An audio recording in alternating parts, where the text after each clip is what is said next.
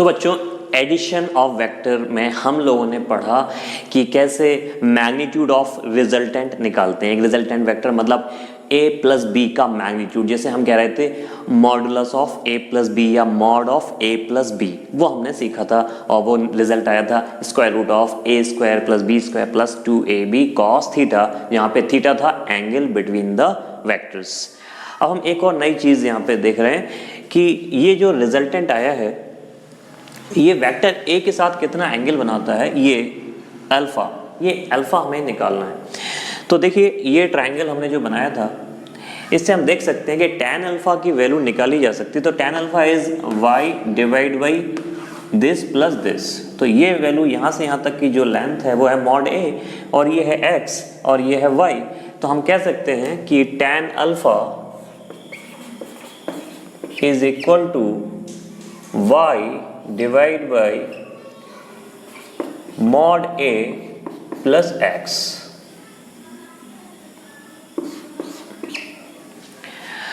तो यहाँ पे y की वैल्यू आपको पता है क्या होती थी, मैंने आपको बताया था।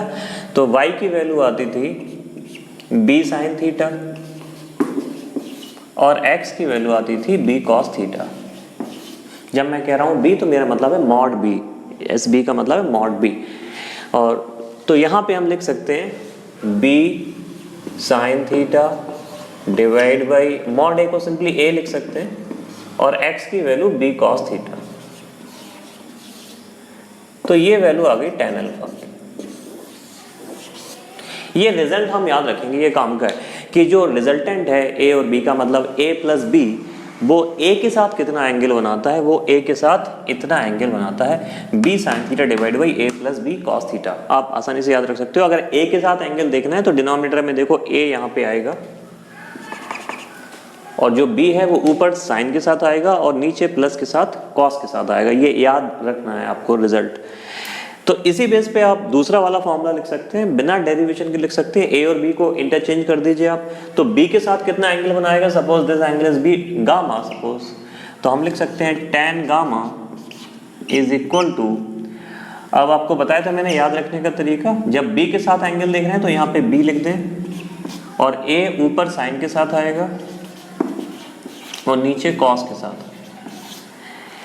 तो ये एंगल हो गया रिजल्टेंट, यानी a प्लस बी जो b के साथ जो एंगल बना रहा है। तो ये रिजल्ट है। आप एक याद रख लें, आप दोनों याद रखने की जरूरत नहीं है, रटने की जरूरत नहीं है। आप एक याद रख लें कि जैसे हमें एंगल निकालना है, रिजल्टेंट कितना बना रहा हो किसी वेक्टर से, तो आपको क्या करना है कि वो वाला वेक्टर डिनोमिनेटर में ऐसे लिखना है, a के साथ तो a लिखना है, फिर प्लस करके यहाँ पे b साइन के कॉस के साथ लिखना है और b साइन के साथ लिखना है। आप ऐसे याद रख सकते हैं, यहाँ पे tan है तो ऊपर साइन आएगा नीचे कॉस आएगा। जस्ट एक याद रखने का तरीका है।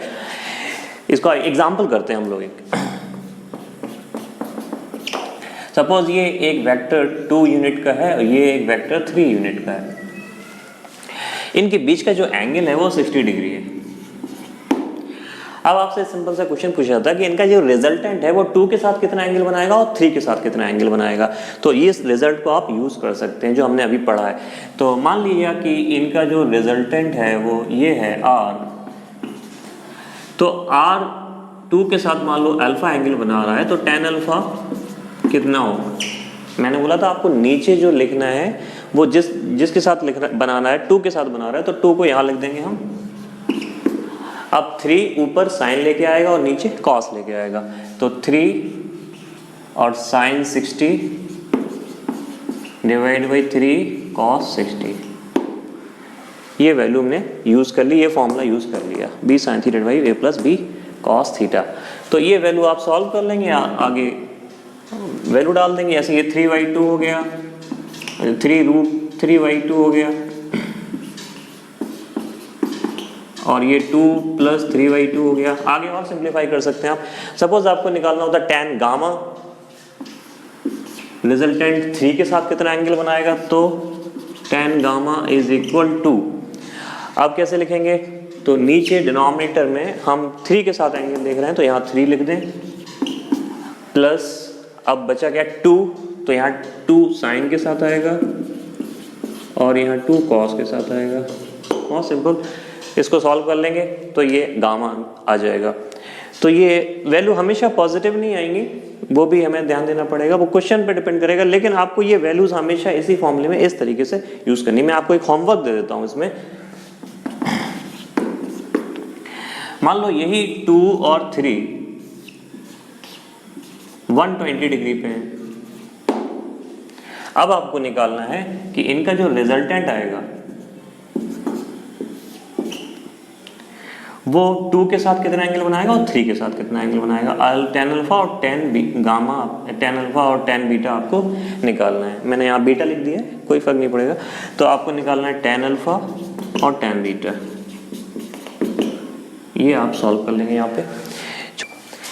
बच्चों अब हम लोग पढ़ेंगे सब्ट्रैक्शन ऑफ वेक्टर, मतलब वेक्टर्स को कैसे सब्ट्रैक्ट करें। तो देखिए हम पहला तरीका जो यूज कर रहे हैं वो सिर्फ एडिशन को यूज करके कर रहे हैं, मतलब हम कोई नया तरीका यूज नहीं करेंगे, सिर्फ हम एडिशन को यूज करेंगे। तो यूजिंग एडिशन मेथड, देखिए सपोज हमें वेक्टर ए में से वेक्टर बी माइनस करना है। ये वेक्टर ए है, ये वेक्टर बी है, हमें निकालना है vector A minus vector B. तो इसके लिए हम क्या करेंगे, पहले हम लिख लेंगे यहाँ पे ये b है, तो ये वेक्टर जो होगा वो माइनस बी हो जाएगा। हमें a माइनस बी करना था, तो हमने क्या किया, पहले b जो बना था उसके पास में एक माइनस बी बना दिया। तो अब हम अगर ऐसे करें, a में माइनस बी को ऐड कर दें, तो a, ये a की एक कॉपी ले ली a, अब इसमें माइनस बी को ऐड करना है। तो आपके पास दो तरीके हैं ऐड करने के, कोई भी तरीका यूज कर लो। सपोज मैं पहला वाला तरीका यूज कर रहा हूं, तो माइनस बी यानी इसको उठा के यहां पे रखना है। जो फर्स्ट मेथड बताया था मैंने एडिशन का, उसको यूज कर रहे हैं। इसको माइनस बी को उठा के मैंने यहां ले लिया। अब पहले की टेल से दूसरे के हेड तक ये वेक्टर कहलाएगा a प्लस माइनस बी, और a प्लस माइनस बी क्या हो जाएगा अल्टीमेटली a माइनस बी। मतलब हमने एक तरह से चीटिंग कर दी, a माइनस बी निकालने के लिए हमने a प्लस बी का यूज कर लिया, सिर्फ हमने b को रिप्लेस कर दिया माइनस बी से, तो b की जगह माइनस बी कर दिया और सिंपली ऐड कर दिया। तो ये एडिशन मेथड यूज करके हमने सब्ट्रैक्शन कर दिया, तो हमने निकाल दिया a माइनस बी। तो बहुत आसान है ये करना, हम और प्रैक्टिस कर लेते हैं इस पे एक और। सपोज ये एक वेक्टर है p और ये एक वेक्टर है q, हमें निकालना है p माइनस q। तो हम क्या करें, सबसे पहले एक माइनस q ड्रॉ कर लें, इसके बाद p में माइनस q को ऐड कर दें, बहुत सिंपल। तो यहाँ पे p लिखा, माइनस q को उठा के इसके हेड पे रख दो, सिंपल ऐड कर दो, बहुत सिंपल है। ये हो गया p प्लस माइनस q, मतलब p माइनस q। लो हमने सब्ट्रैक्शन कर दिया एडिशन यूज करके। तो बहुत सिंपल है एडिशन यूज करके सब्ट्रैक्शन करना। अब बात करते हैं मैग्नीट्यूड की। देखिए मैग्नीट्यूड के लिए क्या करना चाहिए, हमने पढ़ा था कि एडिशन में जो मैग्नीट्यूड होता था वो होता है a square plus B square plus 2ab cos theta square root. ये हमारा मैग्नीट्यूड आता था a प्लस बी का, vector a plus vector b का। हम उसी को यूज करके फिर से यहाँ फॉर्मूला निकाल सकते हैं। देखिए कैसे निकालें। सपोज ये वेक्टर a है और ये वेक्टर b है, और a और b के बीच का जो एंगल है वो थीटा है। ये एंगल आपको पता है a और b के बीच का एंगल। अब जब मैं a में माइनस बी को ऐड करूंगा तो देखिए आप, मैं पैरेललोग्राम मेथड से कतार आपको, मतलब मैं टेल टू टेल करके दिखा रहा हूं आपको। a में माइनस बी को ऐड, ये माइनस बी हो गया, ये b तो ये माइनस बी। मैंने माइनस बी को ऐसे टेल टू टेल ड्रॉ कर दिया। अब आप देखिए a और b के बीच में कितना एंगल है, ये एंगल थीटा था। a और माइनस बी के बीच में कितना एंगल है, 180 माइनस थीटा। a और माइनस बी का जो एडिशन है वो a माइनस बी आने वाला है, और a और माइनस बी के बीच का एंगल कितना है, 180 माइनस थीटा। तो एडिशन वाला फॉर्मूला हम यूज करें तो ये ए और माइनस बी के बीच का एंगल 180 माइनस थीटा है, तो इनका जो रिजल्टेंट आने वाला है पैरेललोग्राम मेथड से, ये भी कहलाएगा a प्लस माइनस बी, यानी a minus B. Parallelogram method से ये ऐसे आएगा a माइनस बी, तो a माइनस बी का जो मैग्नीट्यूड होगा वो होगा a square plus B square plus 2ab cos 180 minus theta. इसका मतलब square root of a square plus B square minus 2ab cos theta, क्योंकि cos 180 माइनस थीटा क्या हो जाएगा बेटा, हो जाएगा minus cos theta, second quadrant. तो mod of a minus B ultimately ये आ गया आपका square root of a square plus B square minus 2ab cos theta. तो एक साइन, एक माइनस का फर्क हो गया वहां पे। Mod of a plus B होता था a square plus B square root of a square plus B square plus 2ab cos theta, और mod of a minus B हो गया square root of a square plus B square minus 2ab cos theta. Example करते हैं एक subtraction वाला। Suppose ये एक vector है 3 यूनिट और ये एक वेक्टर है 4 यूनिट। आपको इनके बीच का एंगल गिवन है सपोज 30 डिग्री, और निकालना है कि a mod of a minus B आपको निकालना है। Suppose this vector is a and this vector is b, आपको चाहिए mod of a minus B. ध्यान रहे मैंने ये वाला a बोला, ये b बोला, तो आप mod of a minus B निकालेंगे तो फॉर्मूला होगा root of a square plus B square minus 2ab cos theta. अब बहुत आसान है, a की value magnitude of a magnitude of b डाल दें और थीटा की वैल्यू डाल दें, तो आप आसानी से निकाल सकते हैं कि कितना मैग्नीट्यूड होगा इनके सब्ट्रैक्शन का। एडिशन के लिए यहाँ पे प्लस लिखते, सब्ट्रैक्शन के लिए यहाँ माइनस लिखते। तो ये आसान है, आप चाहें तो एक होमवर्क कर लें।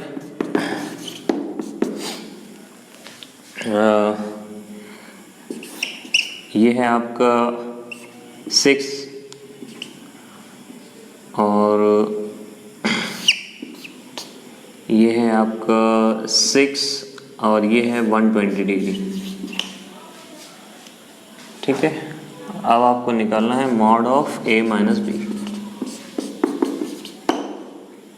दोनों ही बराबर हैं, ये a है ये b है, इस तरीके से। अब हम निकालेंगे ये जो रिजल्टेंट है सब्ट्रैक्शन में वो a और b के साथ कितना एंगल बना रहा है। तो ये भी आसान है, अगर आप देखें तो मैंने आपको बताया था कि ये अगर a है ये b है, इनके बीच में एंगल थीटा है, तो इस तरफ आएगा माइनस b,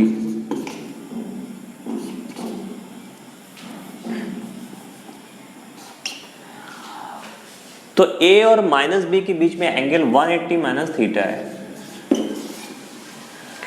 अब a और माइनस b के बीच में देखें तो एडिशन वाले फॉर्मूले से देखें तो हम निकाल सकते हैं कि a के साथ tan अल्फा और b माइनस b के साथ tan बीटा, उस तरह से निकाल सकते हैं। तो आप देख सकते हैं कि ऐसा करें अगर हम, तो ये वाला जो वेक्टर आएगा वो mod a minus mod b आएगा, क्योंकि एडिशन होगा a का माइनस b के साथ, तो a माइनस b आ जाएगा, तो मॉड a माइनस b कह सकते हैं आप रिजल्टेंट के मैग्नीट्यूड को। तो यहाँ पे हम क्या करें, हमें चाहिए tan अल्फा, तो tan alpha angle between a minus B and a।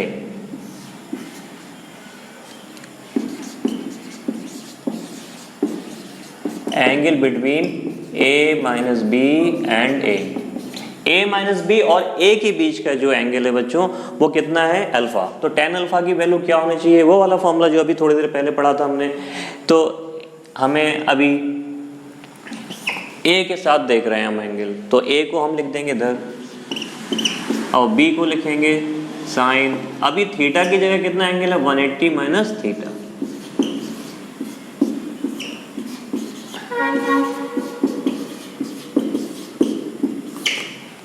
Simple है, जो एंगल थीटा एडिशन में होता था वो a और b के बीच का एंगल होता था। फिलहाल में a और b को हम ऐड कर रहे हैं, तो a और माइनस b के बीच का एंगल कितना है, 180 माइनस थीटा। इसको सॉल्व करें तो सेकंड क्वाड्रेंट में साइन तो पॉजिटिव रहेगा तो b साइन थीटा, लेकिन कॉस नेगेटिव हो जाएगा,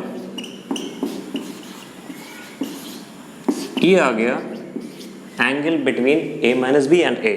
इसी तरह से हम दूसरा वाला भी लिख सकते हैं, आसान है, angle between a minus B and b। ये ध्यान रखना, हमने a और माइनस b को क्या किया है, ऐड किया है, तो a माइनस बी और माइनस बी लिखना चाहिए हमें। यहाँ होगा a माइनस बी और माइनस बी के बीच का एंगल हम देख रहे हैं, तो ये लिख रहे हैं हम tan बीटा। तो tan बीटा होगा,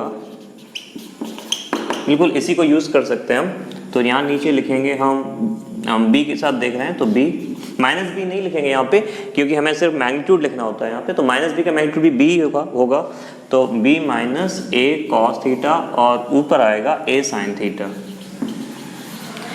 अभी जो एंगल आया है बीटा वो माइनस बी के साथ आया है, लेकिन अगर आप b के साथ एंगल निकालना चाह रहे हैं ये वाला, तो आपको फिर पाई में से माइनस करना पड़ेगा। ये a माइनस बी है और ये आपका माइनस बी है और ये b है, तो ये वाला एंगल हमने निकाला है बीटा। आपको चाहिए ये वाला एंगल, तो ये वाला जो एंगल है सपोज बीटा डैश, तो ये वाला जो एंगल आएगा beta dash will be pi minus beta.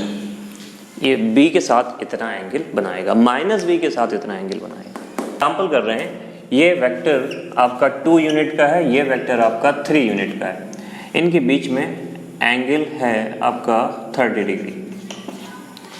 हमें निकालना है, सपोज ये वेक्टर आपका a है और ये वेक्टर b है, हमें निकालना है कि जो a माइनस बी है वो कितना एंगल बना रहा होगा 2 के 3 के साथ। तो हम क्या करेंगे यहाँ पे, सबसे पहले तो आपको पता है कि हम माइनस बी ड्रॉ करते हैं और माइनस बी ड्रॉ करने के बाद फिर यहाँ पे एडिशन करते हैं, निकालते हैं। तो यहाँ पे जो 2 के साथ एंगल आएगा, angle between a minus B and a,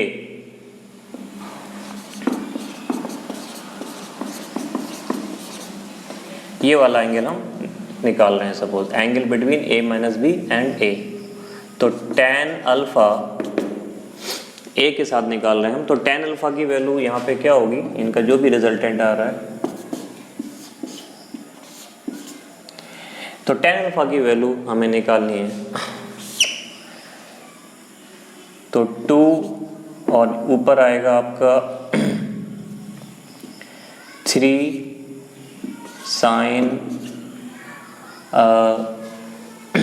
30 और डिवाइड बाई 2 माइनस 3 कॉस 30। यहाँ से आपका अल्फा आ जाए। अब आपको चाहिए बीटा, तो बीटा निकालने के लिए यानी ये वाला एंगल, तो ये आएगा आपका 3 और ऊपर आएगा 2 साइन 30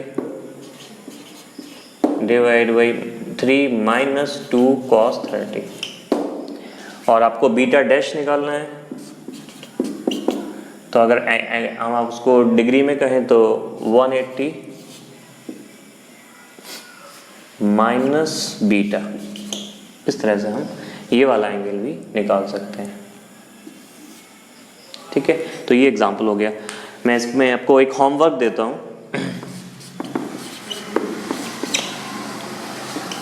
ये एंगल ये है आपका सपोज 5 यूनिट और ये वेक्टर A है और वेक्टर B ये आपका है 8 यूनिट।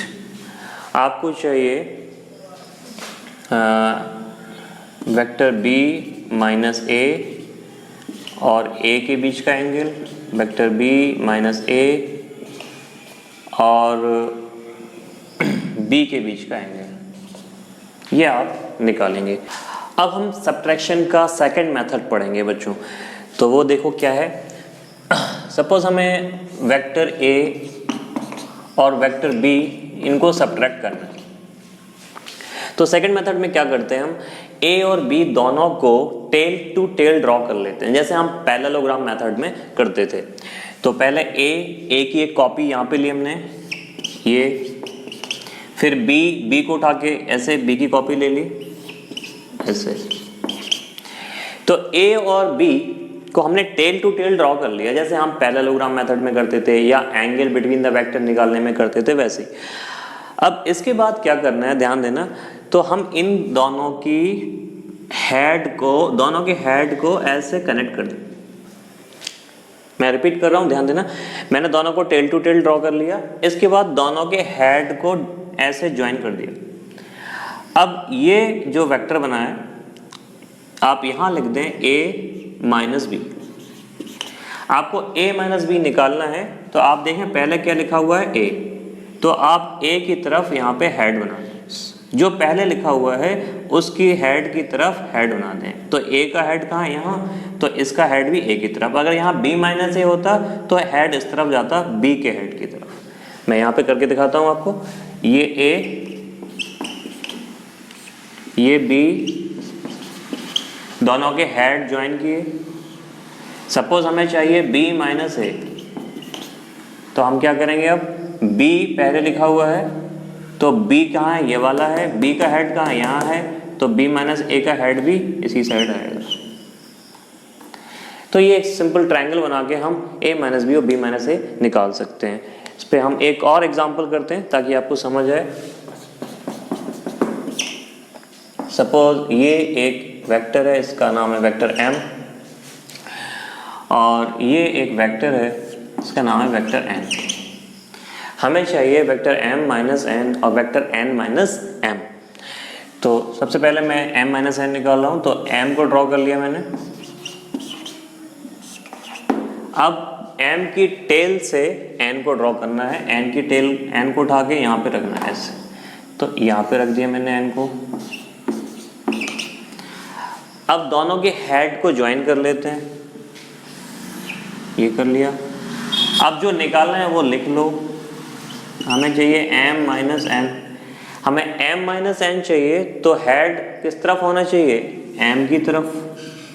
तो m का हेड कहाँ है, इधर, तो इसका हेड भी कहाँ हो जाएगा इधर। अगर हमें n माइनस m चाहिए होता तो हेड इस तरफ आता। ड्रॉ कर लें हम दोबारा से, ये m, ये n,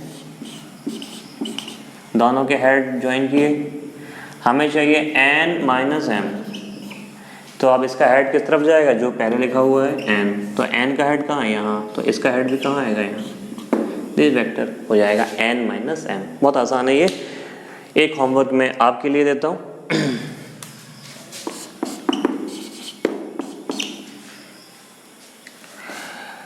ये वेक्टर f1 है और ये वेक्टर f2 है। आपको निकालना है f1 माइनस f2 और f2 माइनस f1। ये वाले मेथड से आप सिंपली ड्रॉ करके f1 माइनस f2 और f2 माइनस f1 निकाल लें। अब हम लोग पढ़ रहे हैं यूनिट वेक्टर। यूनिट वेक्टर का मतलब होता है एक ऐसा वेक्टर जिसका मैग्नीट्यूड यूनिटी है, यानी 1 है। मतलब क्या हुआ कि मान लो ये एक फोर्स है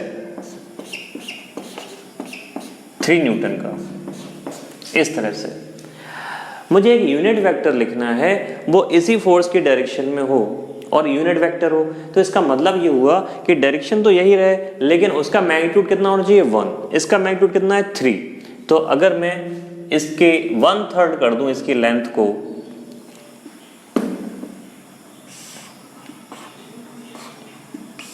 ये वेक्टर कहलाएगा unit vector along the direction of f।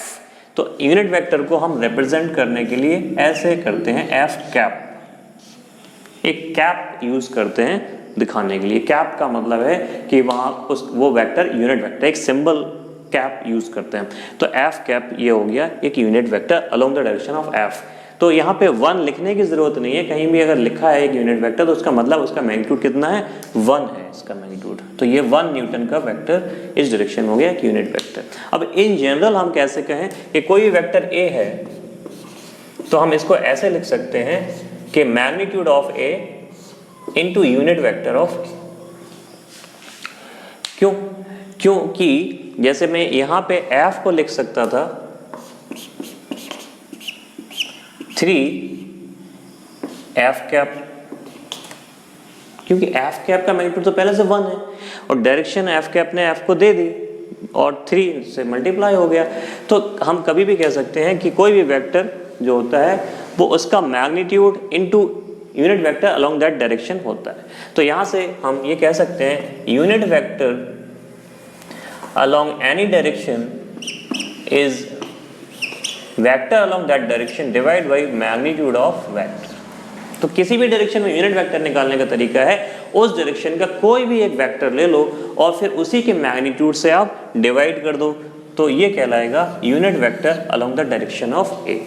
कोई भी वेक्टर आप ले लो उस डायरेक्शन का और उसी के मैग्नीट्यूड से डिवाइड कर दो तो मैग्नीट्यूड तो 1 हो जाएगा और डायरेक्शन बची रह जाएगी, तो अल्टीमेटली यूनिट वेक्टर उस डायरेक्शन में आ जाएगा। डेफिनेशन अगर आप लिखना चाहते तो आप लिखेंगे a vector having unit magnitude and some particular direction is called unit vector. अब इसमें हम यूनिट वेक्टर में एक एग्जांपल कर लेते हैं। सपोज मैं कहूं कि इस डायरेक्शन में यूनिट वेक्टर जो है वो n कैप है। अब मुझे इस डायरेक्शन में सपोज इस डायरेक्शन में एक फोर्स रिप्रेजेंट करना है 5 न्यूटन का इसी डायरेक्शन में, तो मैं कैसे दिखाऊंगा? मैं लिखाऊंगा F is equal to 5 newton और n कैप। अब ये 5 न्यूटन क्या है? मैग्नीट्यूड, और n कैप क्या है? Unit vector. तो यूनिट वेक्टर ने डायरेक्शन प्रोवाइड कर दी। तो यूनिट वेक्टर का काम क्या है? यहाँ पे यूनिट वेक्टर का काम है डायरेक्शन प्रोवाइड करना और मैग्नीट्यूड को बिना अफेक्ट किए हुए, क्योंकि उसकी खुद का मैग्नीट्यूड 1 है। तो किसी भी स्केलर क्वांटिटी में अगर हम यूनिट वेक्टर वहाँ पे मल्टीप्लाई कर दें तो इसका मतलब वो वेक्टर क्वांटिटी बन जाएगी और उसका मैग्नीट्यूड वही रहेगा, उसकी डायरेक्शन वो हो जाएगी जो यूनिट वेक्टर की डायरेक्शन है। तो यहाँ पे हम लिख दिया हमने F equal to 5 newton n cap. इसका मतलब जो फोर्स है उसकी वैल्यू तो 5 न्यूटन है लेकिन उसकी डायरेक्शन वही है जो n कैप की थी। इस n कैप ने इस 5 न्यूटन को अफेक्ट नहीं किया, ये अभी भी पूरा 5 न्यूटन ही है क्योंकि इसका खुद का मैग्नीट्यूड कितना होता है? 1। तो आप कह सकते हैं यहाँ पे कि जो मैग्नीट्यूड ऑफ n कैप है वो क्या है? 1। ऐसे यहाँ पे कह सकते हैं जो मैग्नीट्यूड ऑफ a कैप है वो क्या है? 1। तो magnitude of unit vector is 1। अब यूनिट वेक्टर हम डिफाइन करते हैं अलोंग x, y और z एक्सिस। जो x, y, z एक्सिस हम पढ़ते हैं, standard x axis, y axis और z एक्सिस। ध्यान रखना जो स्टैंडर्ड सिस्टम है Cartesian system x, y, z का वो ऐसा है, आप z इस तरफ नहीं ले सकते हैं। तो कैसे निकालें हम x, y, z? आप राइट हैंड रूल होता है उसके लिए, आप x से स्टार्ट करें और y की तरफ जाएं।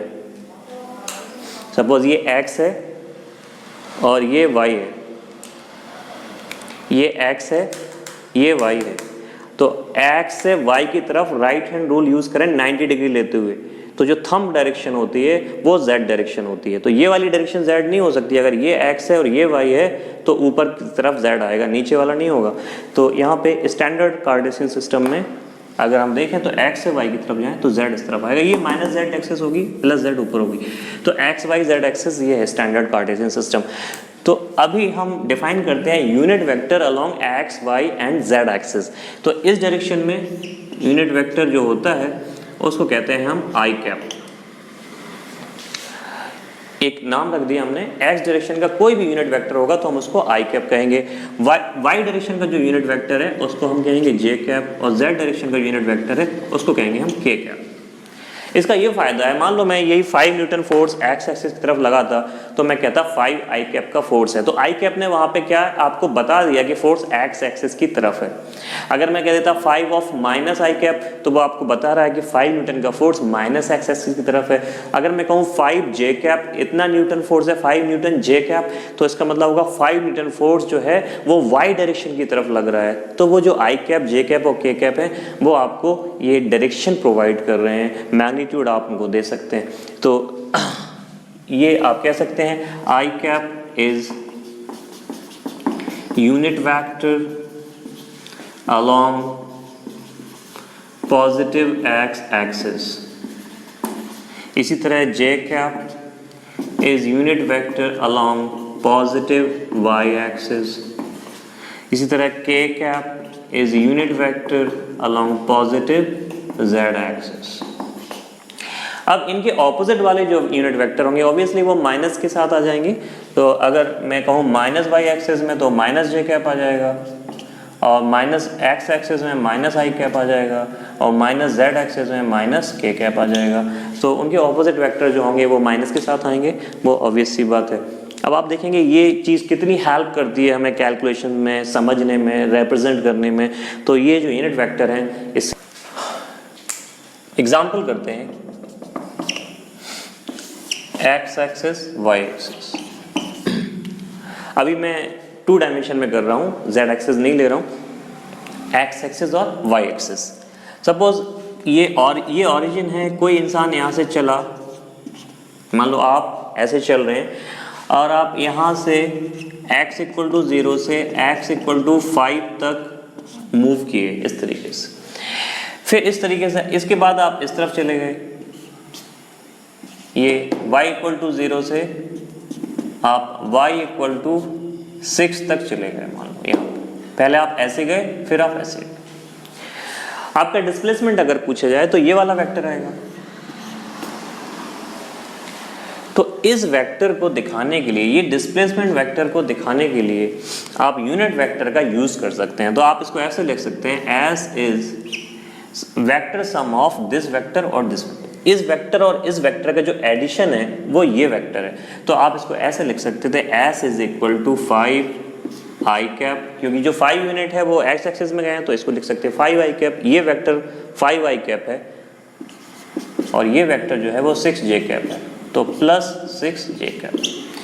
तो डिस्प्लेसमेंट वेक्टर जो आया वो आया 5 I cap plus 6 J cap. अब अगर हम मैग्नीट्यूड निकालना चाहें एस का, तो s का मैग्नीट्यूड क्या होता है, root of this square plus this square. तो यहाँ पे हम कह सकते हैं root of 5 square plus 6 square.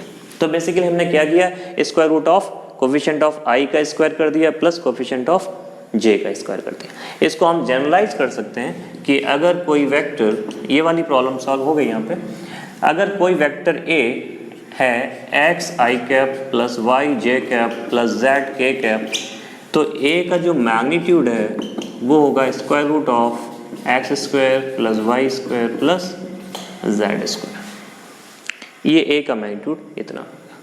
अगर ये यहाँ पे माइनस भी होता तब भी इतना ही आता, माइनस से डायरेक्शन में वहाँ पे फर्क आता, मैग्नीट्यूड में फर्क नहीं आता। तो अगर कोई वेक्टर ऐसा है, क्योंकि हमें मल्टीप्लाई करना है इनके कोफिशिएंट को, अगर ये x की वैल्यू नेगेटिव है तब भी स्क्वायर होने पे सेम ही आनी है, तो उससे कोई फर्क नहीं पड़ेगा। जैसे आप एक एग्जांपल करें, a की वैल्यू है -2 आई cap plus J cap plus के कैप, तो इसका जो मैग्नीट्यूड होगा वो -2 का स्क्वायर करें या 2 का स्क्वायर करें तो बराबर बात है। तो ऐसे लिखे हैं आप, तो डायरेक्ट आप इसको ऐसे लिख सकते थे, तो वहाँ माइनस से स्क्वायर में कोई फर्क नहीं पड़ने वाला, तो मैग्नीट्यूड ऑफ ए इतना आ जाएगा आपका। एक होमवर्क आपके लिए देता हूँ मैं,